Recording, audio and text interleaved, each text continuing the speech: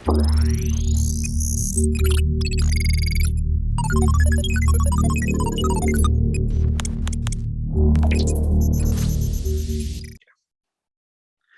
untuk bagian ketiga, setelah kita sudah melakukan, kita sudah tahu cara memasukkan data seperti apa, kita sudah tahu cara membuat log file, kita sudah tahu komen-komen awal yang harus dipersiapkan ketika mau mengolah data, lalu kita juga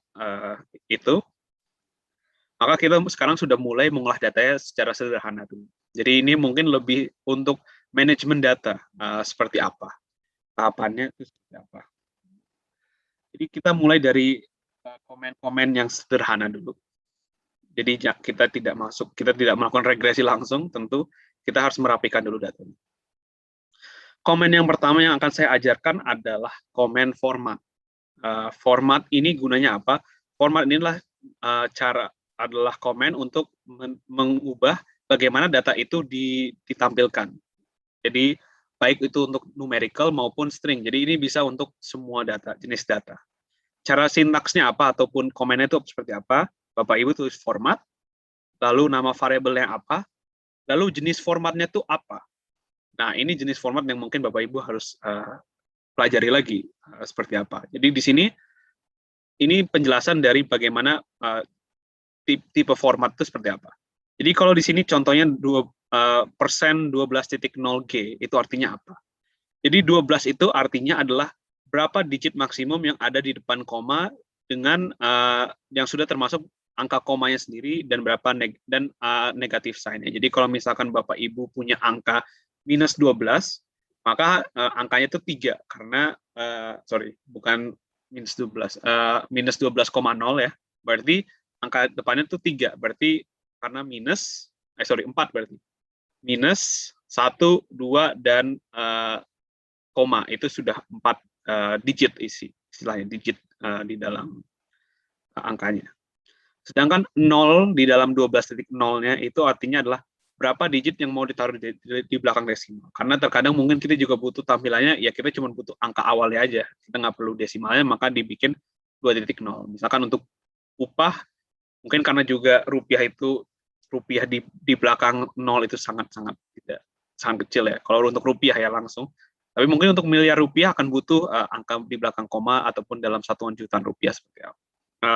Memang ini sangat tergantung kebutuhannya seperti apa. Tapi artinya 0 itu adalah berapa digit yang di belakang desimal.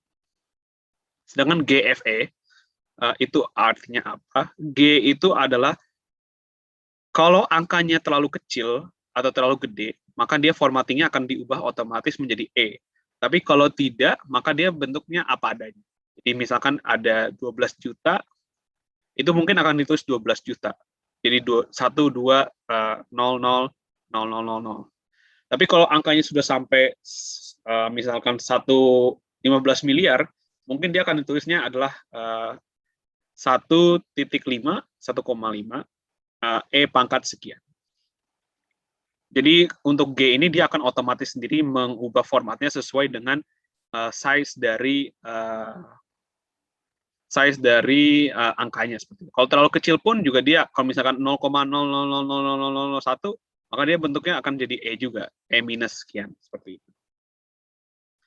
Kalau F dia akan apa adanya. Jadi apakah dia gede ataupun kecil angka formattingnya selama angka formattingnya sudah memenuhi angka depannya. Jadi kalau misalkan angkanya miliaran dan harus ya mungkin lebih dari 10 digit, dia akan apa adanya. Jadi tidak disingkat ke E, walaupun mungkin sampai miliaran. Yang penting angka 12 ini disesuaikan dengan berapa angka yang di depan komanya seperti itu. Maka F dia akan apa adanya. Jadi tidak ada otomatis jadi E seperti itu.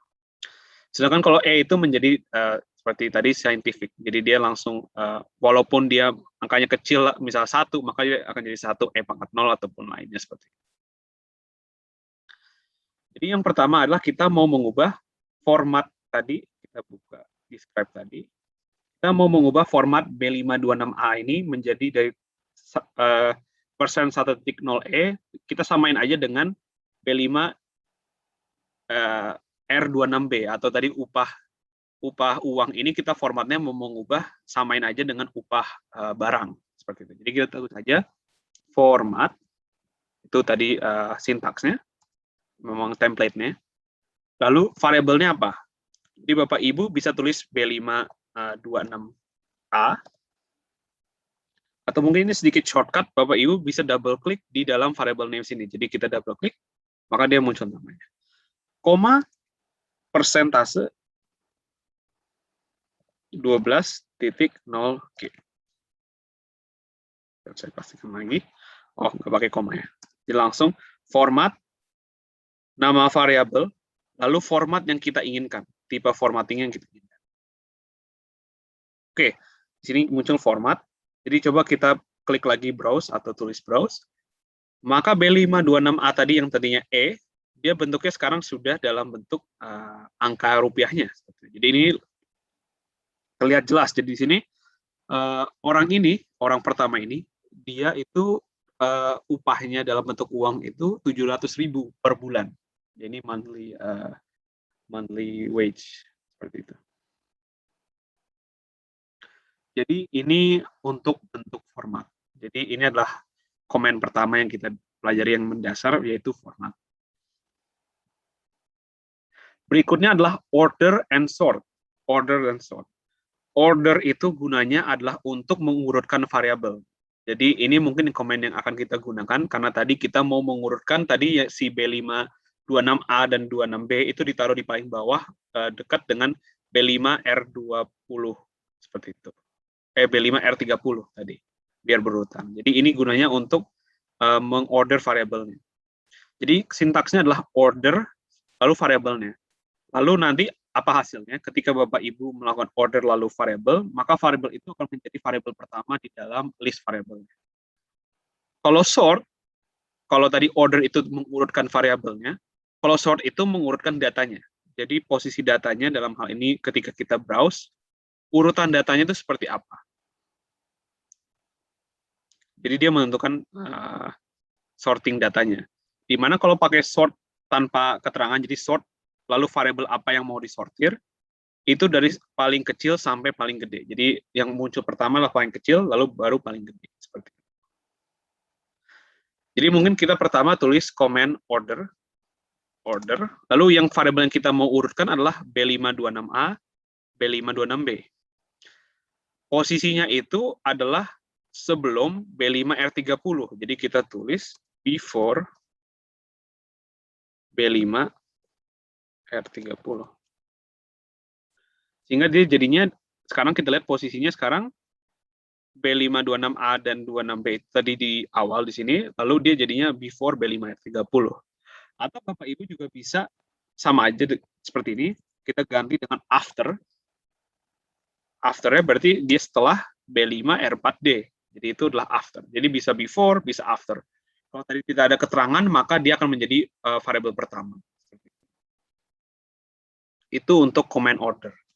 Jadi after dan before ini juga saya juga ulangi lagi bahwa ini adalah option. Jadi harus setelah koma, Bapak Ibu. Jadi kembali lagi, command adalah order, variabel apa yang ingin diorder, lalu koma option apa yang ingin digunakan. Memang ada banyak sekali option, tapi mungkin kita cukup untuk sementara ini kita pelajarin adalah koma after ataupun koma before. Seperti itu. Itu yang perlu dicatat. Seperti itu. Kita juga bisa tadi sort. Kita sort berdasarkan B526A tadi, upah uangnya. Kita sortir. Jadi kalau kita buka datanya, tadi yang 70.000 hilang kan, karena dia tidak, karena sekarang, ini. Karena dia mengurutkan B526 dari yang paling kecil. Jadi dari yang 0 rupiah, atau mungkin yang nggak kerja, ataupun ada yang tidak ketangkap ya, upahnya, sampai paling gede. Di sini paling gede di Jakarta, itu di 2016 itu ada yang, sebentar saya cek, ini adalah yang upahnya 61.500.000 per bulan. Jadi ini adalah yang paling gede. Dari yang paling kecil tadi mungkin kalau yang terisi datanya itu paling kecil yang terisi adalah selain yang 0 adalah ini 15.000 rupiah per bulan seperti itu.